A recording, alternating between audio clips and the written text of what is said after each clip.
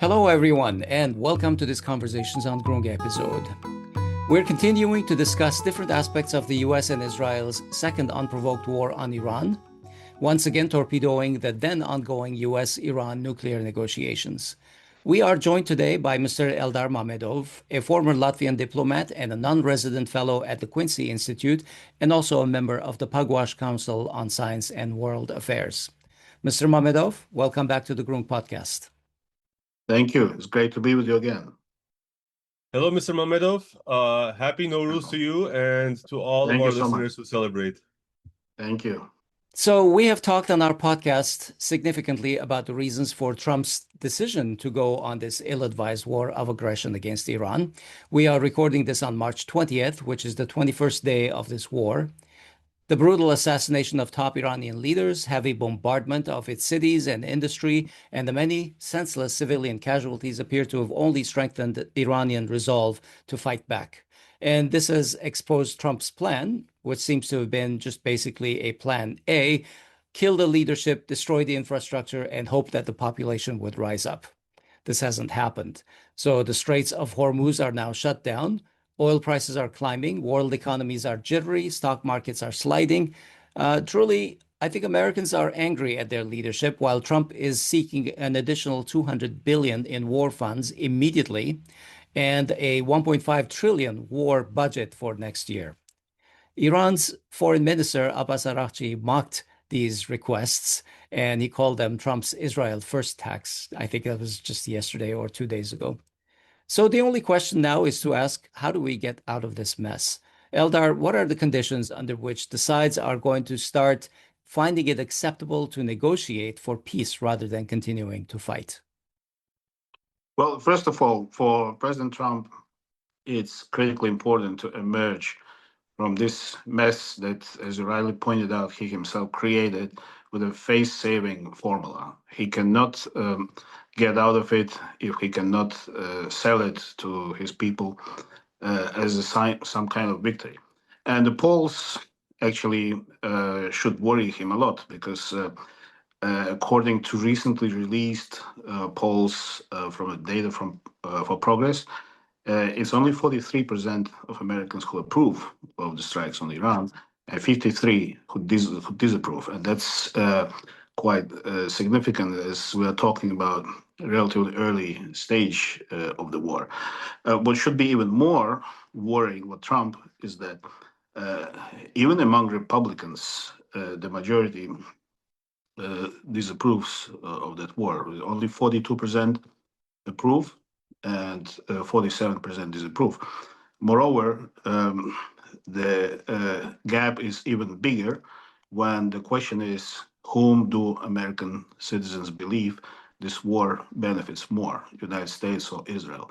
And there, the figures are truly staggering. Only 19% of Democrats believe that this war benefits United States more than Israel, and 67% believe that it benefits more Israel than United States. And the numbers with the Republicans are different, but even there, almost half of the Republicans believe that this war benefits more Israel than the United States. So there's a clear political problem for Trump in the year of midterm elections, which means that he has to emerge somehow from this war with a face-saving formula. At this point, it's very difficult to imagine what such a formula would entail. It's clear that he's desperate to get out of it, but it's not evident what should happen for him to be able to declare victory, not least because Tehran is absolutely not in the mood to stop the war now, which may sound ironic given that Iran is perceived as a weaker side in this conflict. However, there's also clear incentive for Tehran to continue at least for some time more, because Tehran has learned a lesson after the June war, when the other side is ready to stop the war, or rather just agree on the ceasefire. What does it mean for Tehran? It only means a pause. It doesn't mean that the war is over and the issue is resolved, that there is some kind of agreement to put an end to the war.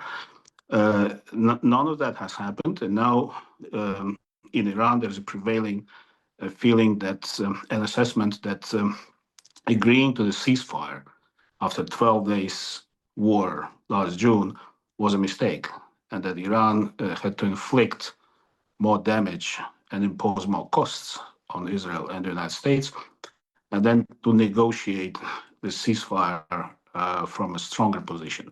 So now Iran does not want to repeat what it considers the mistake it made last year. The assessment of the leadership is that it will leave Iran in an even weaker position and invite US and Israel to pound it at will at any time in the future. For Tehran, conditions to end the war are very clear, and it involves sanctions relief and some kind of guarantee that there will be no repeat of another war. And those conditions are unacceptable outright for Israel, because Israel is interested in never-ending war on Iran till it degrades fully Iran's not just defense capabilities, but also its industrial capacity so that it cannot recover. For the United States, the calculus is different. This is not the war that benefits the United States. But the problem is that because there is no strategy, there is no plan, there is only day-to-day improvisation on the part of Trump administration. It's not very clear under what conditions they could agree to stop that would also be acceptable for Tehran. So unfortunately, I see that the prospects for off-ramps so far are very dubious, and unfortunately, this is going to go on for some time. Eldar, have the goals shifted at all for Israel and the United States? And are they pursuing the same goals? I don't think they shifted because there were no clearly defined goals for the United States to begin with. There does seem to be that is the case that there's simply no strategy. There was a plan A, which was to decapitate the leadership, to assassinate the supreme leader, which they did. And the assumption was that that would somehow lead to uprising and the regime change on the ground. That Trump was induced to believe that Iran was so weak that it would only take one little push and then the whole system will crumble.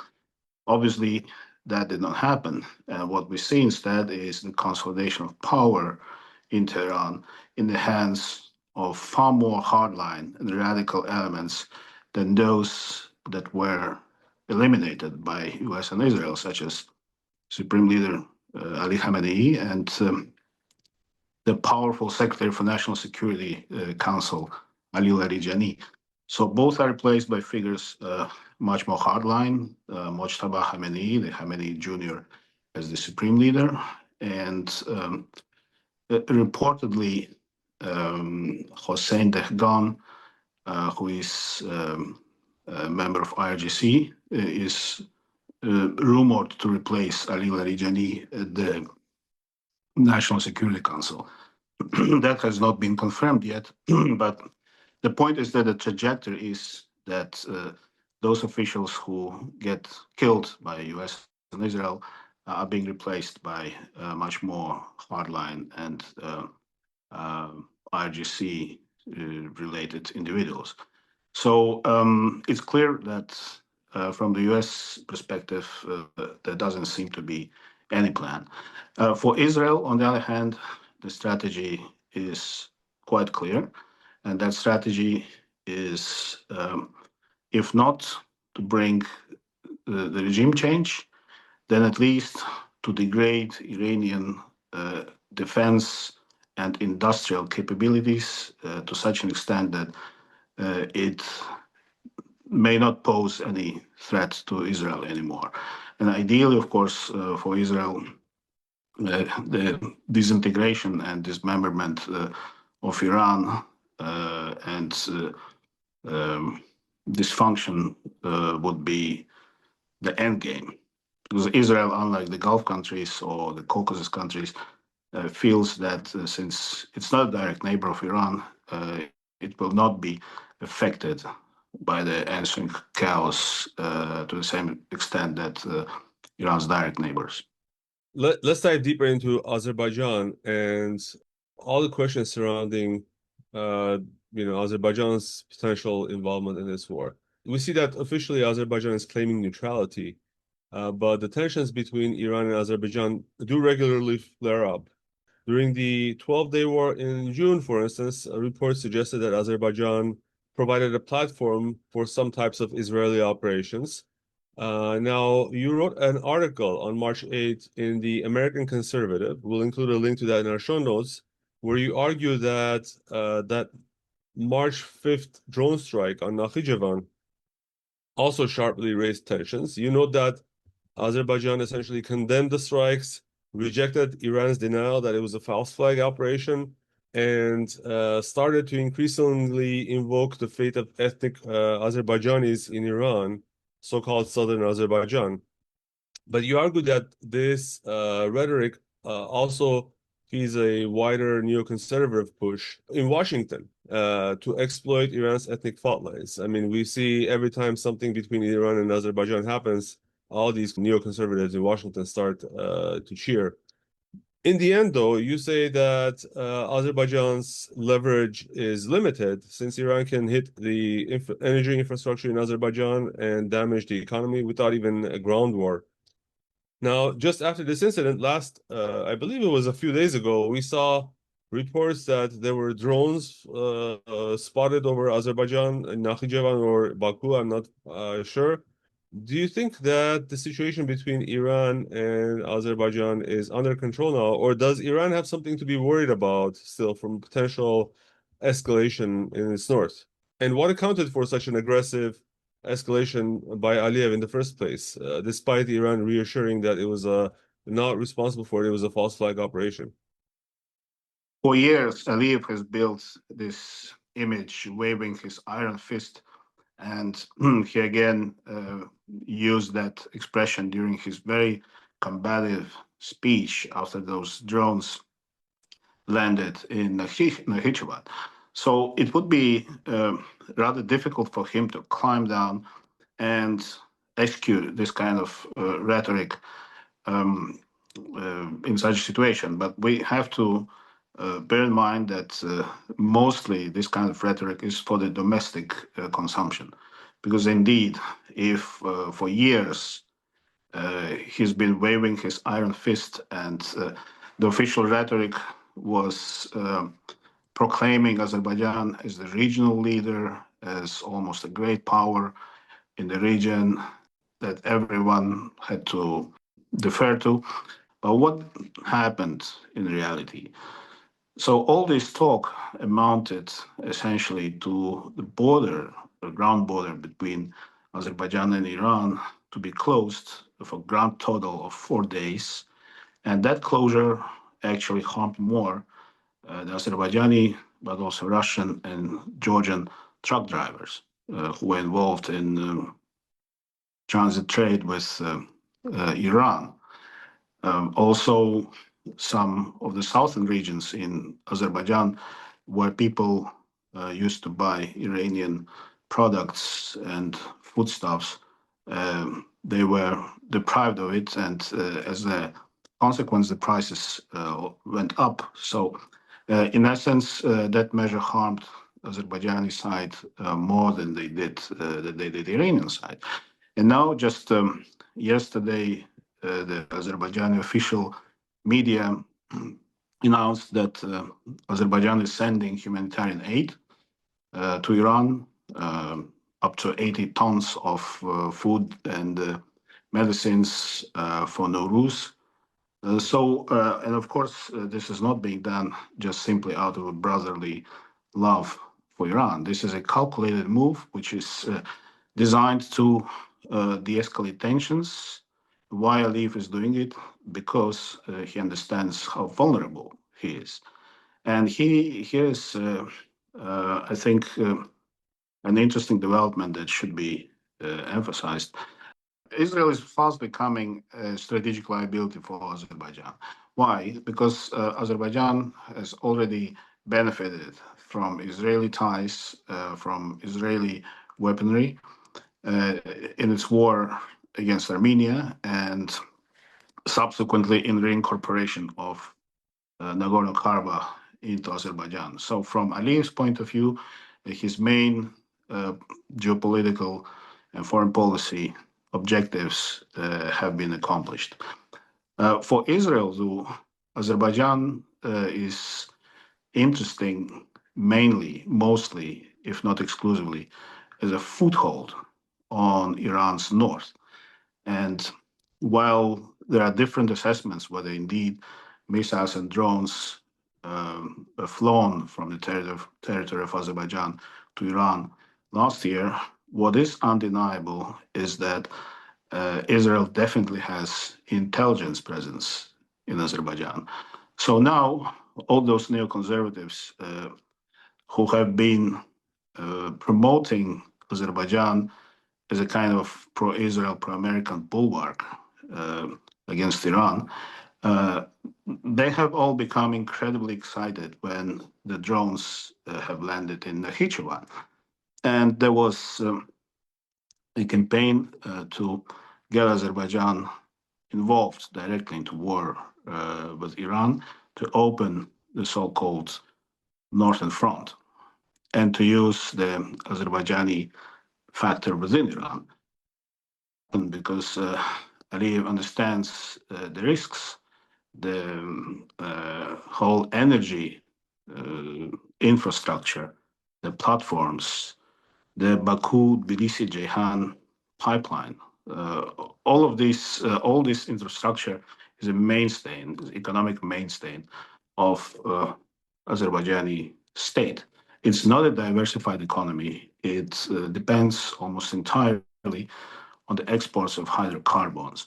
And if this infrastructure is within the easy reach of Iranian missiles, then that, of course, should induce some prudence. And that's what we're seeing.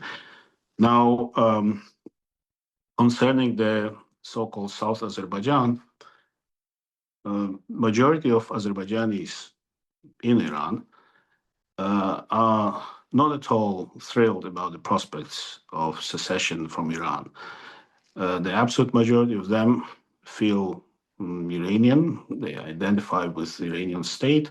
They speak their own language, but most of them are strong Iranian patriots. And in fact, I myself was in Tabriz and in Ardabil last year, just shortly before the war. I toured those areas, and never did I have any impression that any separatist feeling, sentiment was present. Yes, these people, they are very proud of their language or their distinct identity, but they still consider themselves Iranian, and much less they are willing to unite with the Republic of Azerbaijan under Aliyev's leadership. In fact, the whole idea that this should happen is seen as absolutely laughable and ludicrous by those people. Indeed, the only framework under which they would consider unification, or so-called unification with the Republic of Azerbaijan, would be under Iranian state. As North Azerbaijan. Yes, because then they recall the Turkmenchai and Golestan treaties signed with the Russian Federation in early 19th century, and then the argument is, okay, they can unite, but we go back to those times. But I have to say that this is not an idea that is being actively promoted. It's being used normally as a reaction to the proposition that the so-called South Azerbaijan should either secede from Iran or unite with the Republic of Azerbaijan. So that's not a serious threat, not a serious issue. Yeah. Mr. Mamedov, you mentioned a lot of interesting and important information. I wanted to let you finish, but I have to um, ask some clarification. So, I mean, for the last 30 years, essentially, Azerbaijan and Israel have been building this very, very strong relationship. You say that this relationship is now a strategic liability. Would it be so easy for Aliyev to get rid of it? Because it's not only between people, it's not only between groups of people. It has been hardwired into the infrastructure, into the economy. You know, this Baku-Ceyhan pipeline that you're talking about has been working nonstop, even during the worst days of the Gaza genocide. And does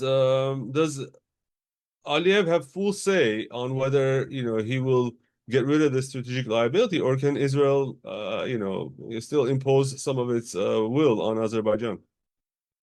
I think Aliyev is in trouble. He clearly is not willing to play the role that has been adjudicated to him, so to say, by his supporters in Washington and in Tel Aviv.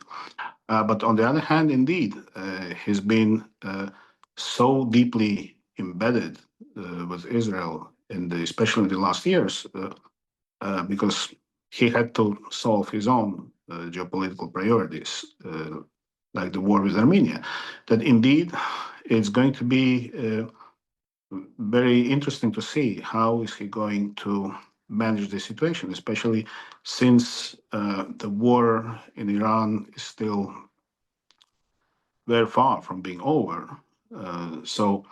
The attempts to open the northern front and to get Azerbaijan involved in anti-Iran coalition are by no means over. So the longer this war is going to go, the more we can expect that those attempts will be tried again.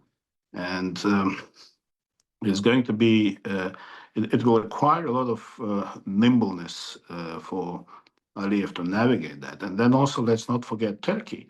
Turkey is another key ally. And Turkey is in a very difficult relationship now with Israel and Israeli supporters in the United States, and also some Israeli politicians, like the former Prime Minister Naftali Bennett. They are openly now framing Turkey as the next Iran. So, how is Aliyev going to position himself in that conundrum? My guess is that he will prefer ultimately his Turkish connection, but it's going to be very challenging for him to navigate these challenges, which is why I'm saying that this overly close relationship with Israel that served its purpose when it was convenient, now indeed is becoming more and more like a strategic liability. Yeah.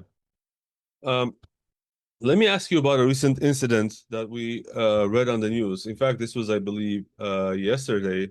We were informed by Jerusalem Press that the Israeli Air Force attacked Iranian Navy sites on the Caspian Sea for the first time since the start of the war.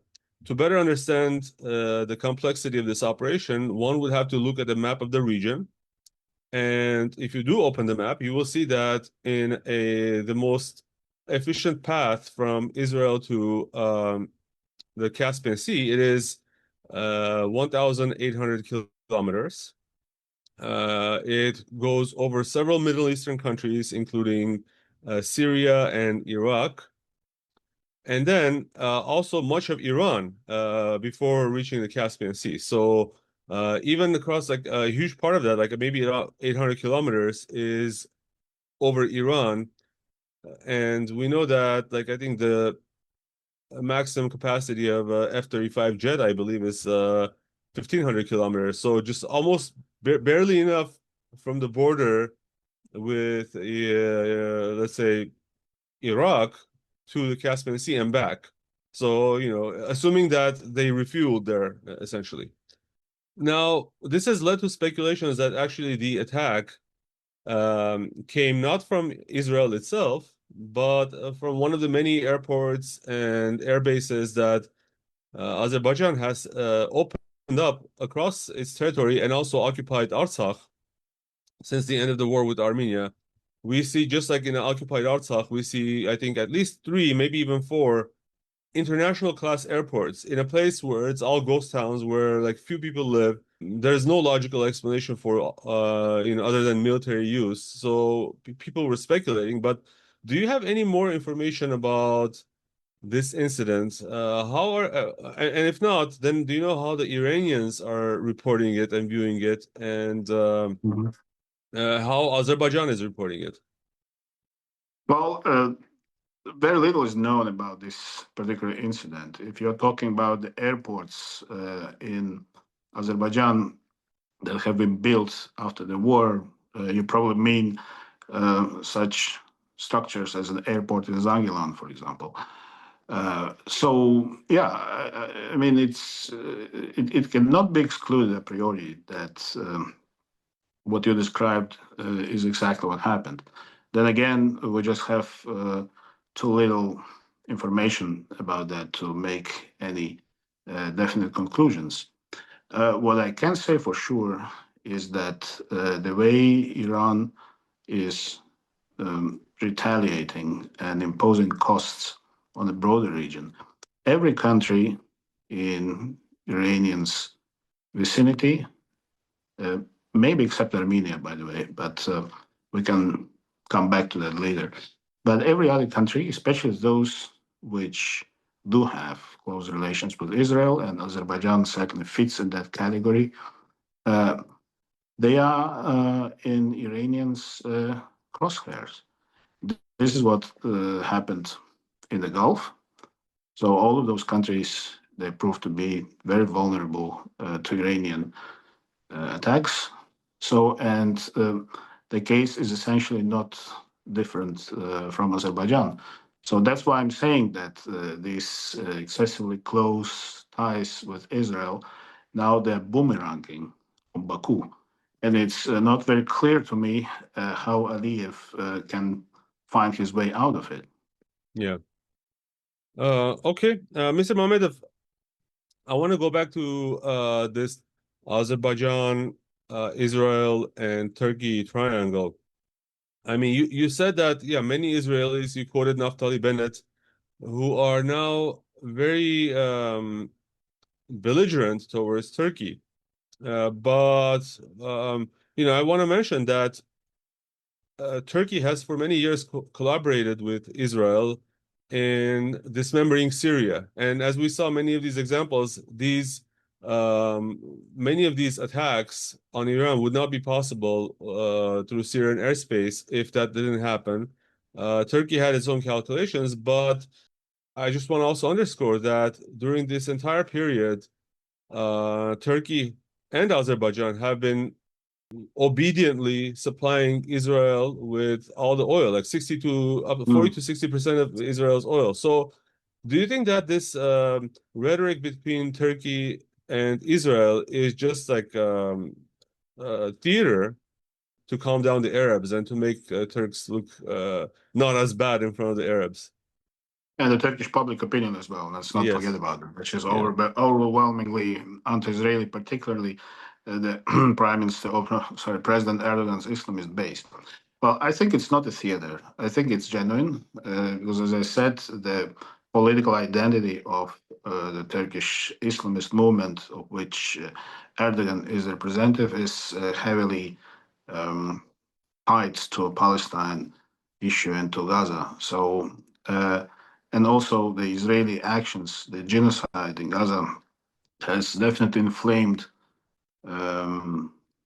feelings and sentiments in Turkey, as it did in other Muslim countries. So the government definitely has to take that into account. Now, I don't think it's a theater, also for a different reason.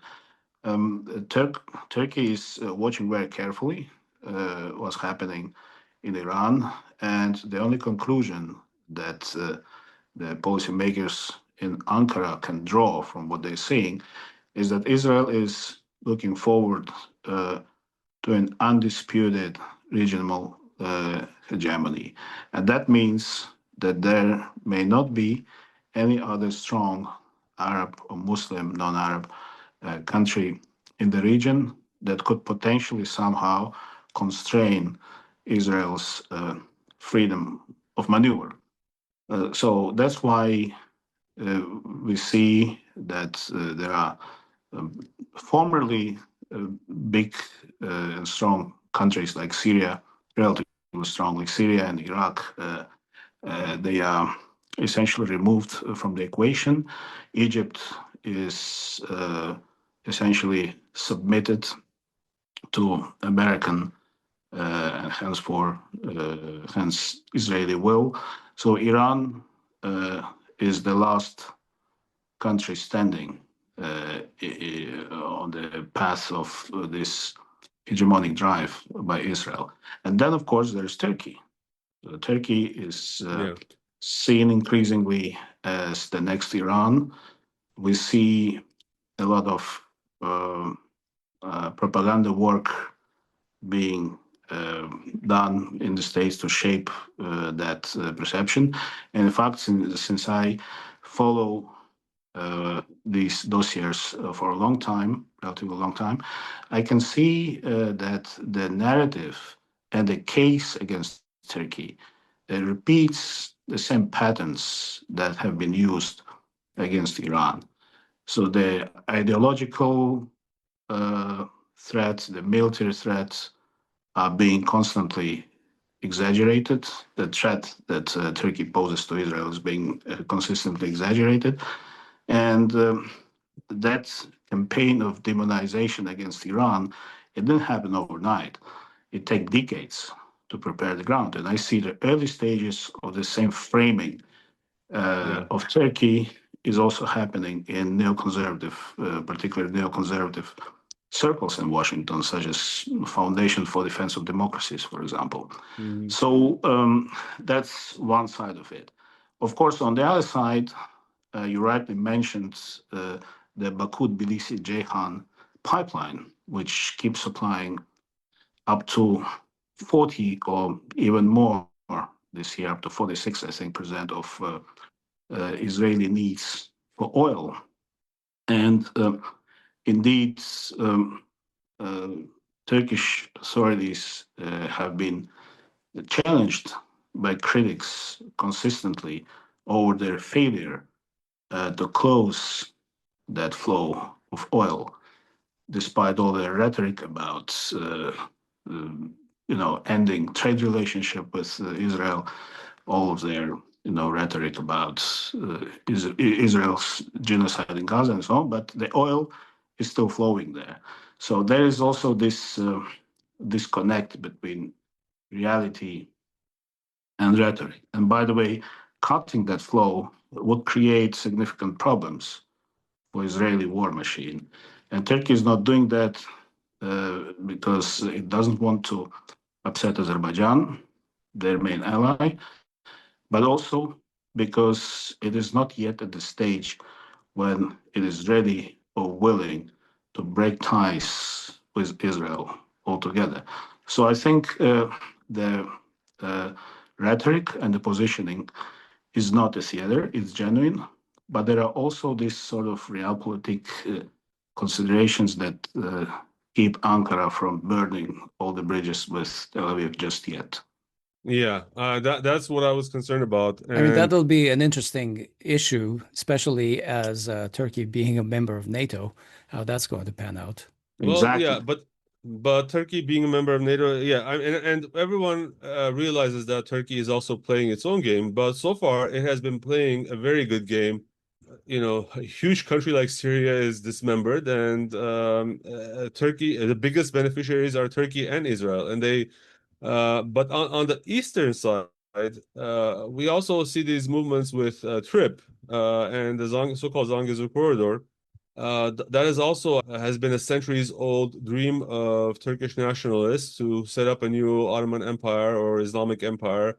We know that Iran views this Zangezur corridor, considers it as a threat, and we've talked about how it might, if Iran is successful in this war, it might see it even more of a militaristic threat, and it might even, increase its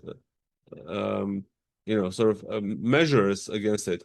But going back to Turkey, I think that we see Turkish generals on Turkish TV talking about if Iran is dismembered, yes, we don't want to see Iran dismembered, but if Iran is dismembered, we have no choice but to go in and secure our brethren. So Turkey is good at portraying a diplomatic stance of no conflicts, but if things go bad in Iran, would Turkey basically usurp that possibility to expand its empire, and of course Azerbaijan as well? And are analysts, whether in Iran or whether outside, paying attention to this possibility? Yeah. Well, when it comes to Iran, the main problem that Turkey has with potential dismemberment of Iran is, of course, the Kurdish question. So they just succeeded in having the Kurdish autonomy in Syria off the map. They have good relations with Iraqi Kurdistan, but they definitely do not want any Kurdish entities popping up here and there, and that also includes Iran. So that's for now the main worry and the main concern of Turkey. And that's why Turkey is definitely against disintegration of Iran at this stage. Now, concerning the scenario that you have described, I don't see it's a very likely scenario in the short run. We've seen that the Iranian state has shown far more resilience and capacity to organize itself during this war and fight back than was previously assumed. So I don't think that the disintegration of Iran is an imminent threat. Now, assuming that at some point might become an issue, then of course Turkey will try to secure its own interests, which would probably involve the same playbook they used in Syria with buffer zones encroaching onto Iranian territory. And of course, Azerbaijan would seize the situation and do the same. Even now, the pro-government analysts, they say that if indeed Iran crumbles and disintegrates, then they will have no other choice. The Baku will have no other choice but to encroach onto Iranian territory in the shape of some buffer zone. So essentially, the thinking is the same in that respect in Baku and Ankara, and then isolating Iran from Armenia and Armenia from Iran would, of course, become a very attractive goal, and creating this Turkic corridor from Turkey all the way to Central Asia, especially since it doesn't look like a trip is right now a priority for the Americans. As I understand, the Pashinyan's government saw this project as a kind of security guarantee, long-term security guarantee for Armenia. But so far, from what I know, this project is more like a mirage. There is nothing concrete, nothing tangible on the ground. And since this war started, obviously the United States have lost any interest that it previously had in this project. So essentially, there's nothing that would protect Armenia in the case of unraveling of Iran from Turkish Azerbaijani appetites. Right. Right. Right. In fact, Pashinyan himself, in the first days of the war, said that it seems like the United States has deprioritized the whole project. So just like you Surprise. said, right now, Yeah. a bit Surprise, of a surprise. mirage project. Yeah. I'm betting the entire future of the country on this. Yeah. Don't Mr. get me Mamedov, I started. wanted to close with one final topic. It has more to do with Azerbaijan's domestic Mhm. issues because it deals with its adoption of sweeping constitutional amendments that significantly reduce the autonomy of the Nakhijevan Autonomous Republic. It tightens Baku's direct control over the exclave, and the changes remove references to the 1921 Moscow and Garst treaties that historically underpin Nakhijevan's special status, explicitly redefining the region as an integral part of Azerbaijan. It introduces a presidential representative directly subordinate to Ilham Aliyev to oversee, and so on and so forth. Now, together, these reforms centralize authority in the Azerbaijani presidency, and they mark a decisive move away from Nakhichevan's previous distinct autonomous governance, which was kind of similar to the Nagorno-Karabakh autonomous condition. Can you speak about the significance of these changes in Nakhichevan's status? Why now? What is the goal that Aliyev is pursuing? Well, the goal is always the same: to centralize as much power as he can in Baku and in his own hands, particularly in this turbulent geopolitical framework and environment. He sees that now he has to strengthen his hold on the country even more than was the case before, because the war with Armenia and the result of this war was clearly very popular among Azerbaijani citizens. Mhm. But that's been already some time ago. And you cannot indefinitely live off the proceeds of one successful war, even if it's considered, a keystone of national identity. On the other Well, so hand, far, 5 years and going strong. yes, because there is no opposition, but the country Right. itself is a black box. In fact, very few people know what really is happening within the Azerbaijani society, Right. because you see that the whole opposition is either jailed or in exile. The leader of the People's Front, for example, Ali Karimli, who fully supported the war in 2020, that didn't help him. He's imprisoned, although for a long time he was sort of tolerated by the regime because he was not seen as posing any danger. So the last remnants of independent journalism are also uh, destroyed, and journalists are the few remaining independent journalists are being jailed or they are in exile. The economic situation is not brilliant. The oil prices, the rising oil prices, as an effect of the war on Iran, may help him, may help the budget in the short run, but it doesn't solve the structural problems of Azerbaijani economy and society. Just think of it: despite all of its oil and gas wealth, the GDP per capita in Azerbaijan is still the lowest in the South Caucasus. That's pretty remarkable. Yeah. So I think that um, despite this, external projection of the strength and the power of the government, in reality, they feel much more vulnerable than they try to project. So in this situation, they do what they know best, which is to concentrate and assume as much power as they can. All right. Well, thank you so much for joining us today, Mr. Mamedov. We really Thank you. appreciate your insight.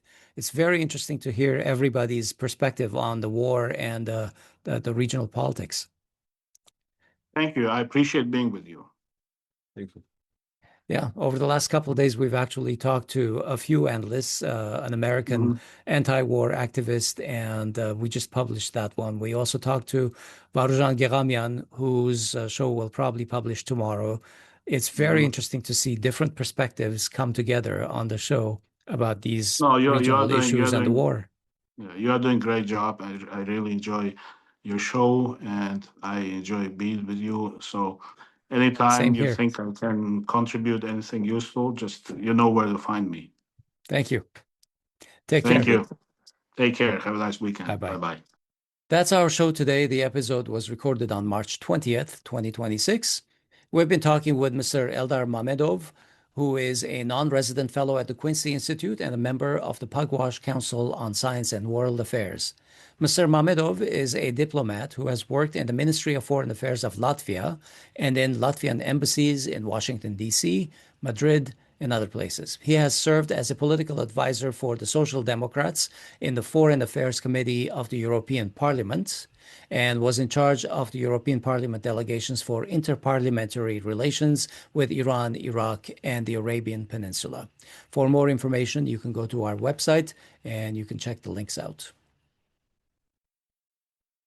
All right, well, another show in the bucket. If you like what we're doing, folks, just don't forget to send a little love back our way in the form of likes, shares, comments, and of course, financially. It just seems like an awful waste for like programs like this to be seen by only a few hundred people or 1,000 people. So support us so that we can bring more shows, but also at the same time figure out how we're gonna deliver, these shows to more bigger audience, because that's something that we really need help on. And if you have any other ideas, please feel free to write in the comments. We always read everything. So thank you for your attention. And I'm Hovik Manucharyan. And I'm Asbed Bedrossian in Los Angeles. Take care. Take care.